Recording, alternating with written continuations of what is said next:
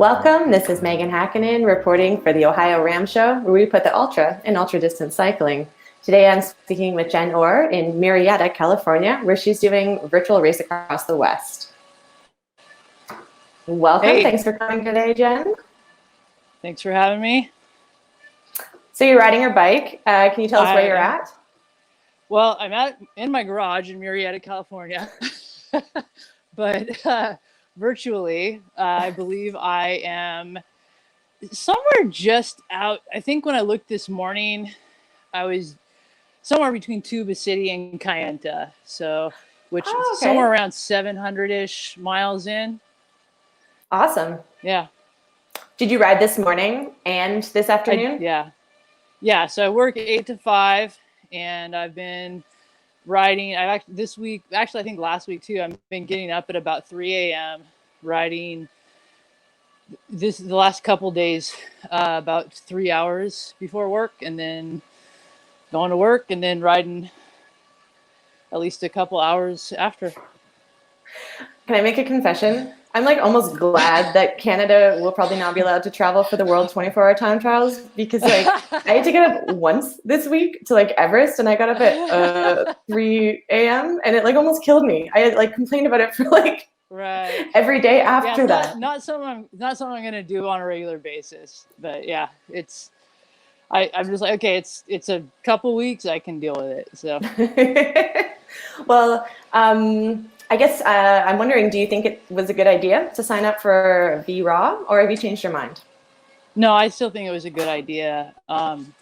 It's not easy, but it's been a good learning experience. Just it's not RAM, but it's there's a lot of simulation of lack of sleep, and it's a different kind of balance, because instead of being on the bike 20 hours a day or whatever, I'm on a bike and working. So there's more mentally, on RAM, it's just, you just have to ride a bike and everyone else is doing everything for you. And, now it's like, okay, I ride a bike, then I have to go put on my adult pants and, go actually make decisions and, have to think through stuff, and which I've actually been kind of pleasantly surprised that I've been able to function pretty well at work so far. Do you think that's like a little bit? Oh, go ahead. I was say, even with I was kind of wondering what it would be like at this point with we're on Wednesday, right? Yeah, so towards the tail end of the week. Yeah, moving along. Kind of wondering what it would be like at the tail end with the fatigue kicking in, and I've been hanging in there. So, do you think it's something that's kind of trainable, like being able to not just perform on the bike, but be able to kind of function at work while you're like juggling all these things mentally? Like, do you think that's a little trainable and able to, improve the experience? Yeah. Yeah, I definitely, because it's something that I've been doing, for the last 2-3 years is, for 10 years plus really. But as far as the ultra cycling aspect, I've always, when I'd race, whether it's, I do Ironmans or some of these ultra events, I'm taking I'm trying to preserve vacation time so I can keep doing other races. So I'm taking as little time off as possible, and, coming back to work, just, thrashed from that Ironman I did, 24 hours ago or whatever. So yeah, I think it's trainable, and it's something you just kind of get used to and work through. So what have you enjoyed about virtual racing? Any highlights? Highlights. It's been, I think it's just been cool being able to, even though there isn't an actual RAM or RAW, still kind of seeing the community come together for stuff like this, for the, Rick and George doing their show every day, and, seeing the comments going back and forth and the leaderboard, and having something to follow, because it's really been motivating. Usually, because I can't watch the live show in the morning because I'm at work, but I can tune in at night, during these evening sessions. That's usually the first thing I do, is I turn that on and catch up on, what everyone else is doing. So that's kind of been the cool part, just seeing, even though we're not actually out there on the course, where the community is still kind of there and together, even though we're all spread out all over the world. So Yeah, staying safe, staying far yeah. apart, sweating together. Yeah. Yes. So what's been tough about doing virtual race across the West? There's a lot that's been tough. You're like, this is going to take me a bit to answer. Yeah, this would be the long answer. Yeah. I mean, just being, no one's ever put a virtual race like this together before, so no one knew what to expect. So, I mean, the tough part has been, like I said, trying to balance the work and put a schedule together and try to, make sure my, nutrition, hydration, taking that all into consideration, that I've got these, I'm not just racing straight through. I'm, and I'm not even really I'm just riding, sleeping, So, just the, hydration, everything's kind of different when you're just sitting in one spot. And I think actually what I'm kind of experiencing a little bit, and I've had this with my longer trainer rides that I've done in the last few months, is, without the ventilation, spending hours on the bike, you might not have issues with the saddle sores and stuff on the road, but it can get a lot more uncomfortable. And then you don't have the movement of the bike that you would have on the road either. So. Mm-hmm.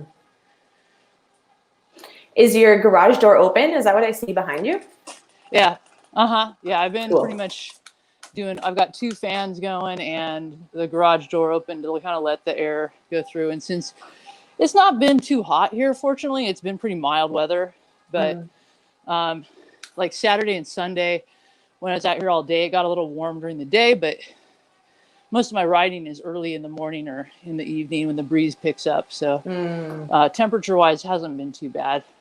That means you're winning. That basically each sweat droplet is like a step closer to the finish line. Yeah. So you're just getting there faster. Yes. When do you hope to finish?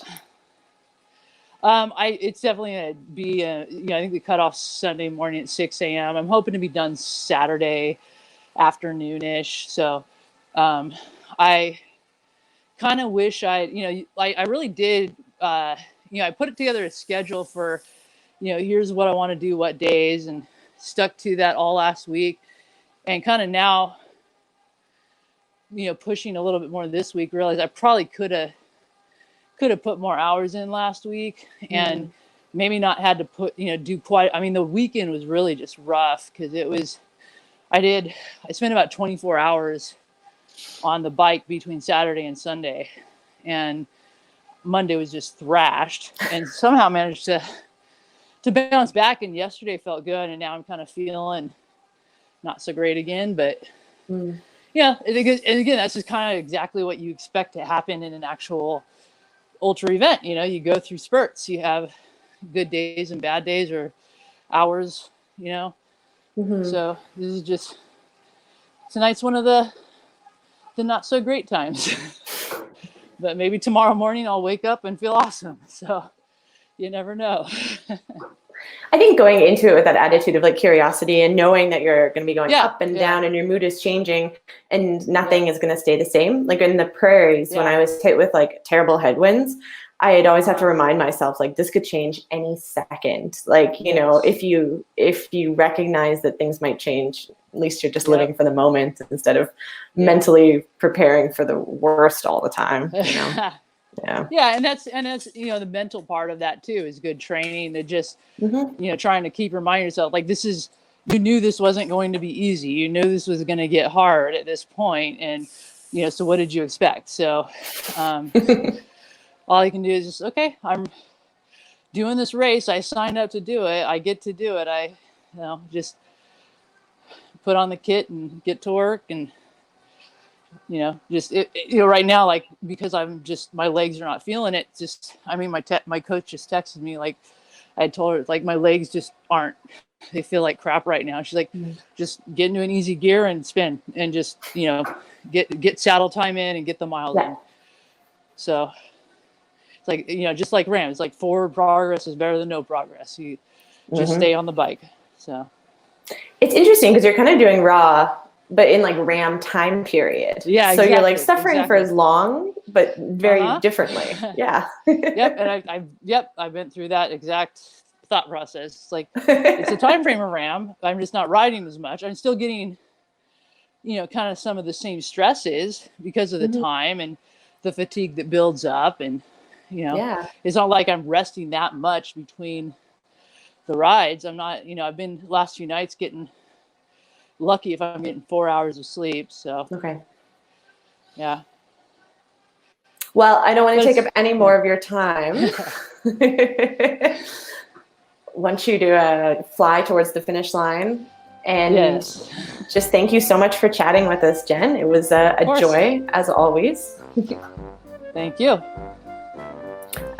This is Meaghan Hackinen for the Ohio Ram Show with Jen Orr, signing off. Wave. Yeah. This is Gregory Zuber, thanking you for watching and sharing.